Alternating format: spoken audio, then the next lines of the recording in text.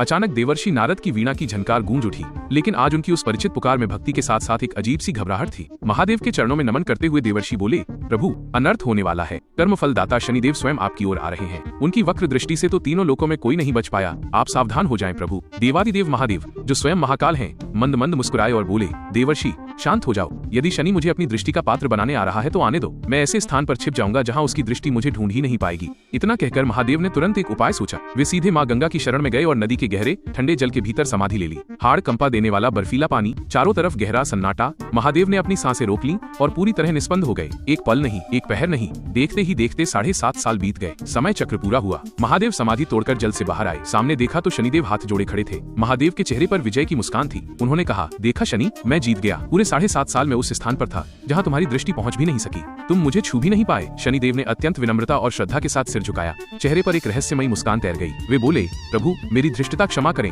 परंतु एक बार विचार तो कीजिए। ये जो पिछले 7.5 साल आपने कैलाश के सुख से दूर अपने भक्तों से अलग होकर उस ठंडे और सुन्न कर देने वाले पानी में सिकुड़कर बिताए, क्या ये मेरी वक्र दृष्टि का प्रभाव नहीं था? मेरे भय के कारण ही तो आपको ये अज्ञातवास और कष्ट सहना पड़ा। शनिदेव के ये शब्द सुनकर महादेव मौन हो गए। उस क्षण त्रिलोकीनाथ ने भी स्वीकार कर लिया कि कर्म के विधान और शनि के प्रभाव से कोई नहीं भाग सकता, चाहे वे स्वयं ईश्वर ही क्यों न हो।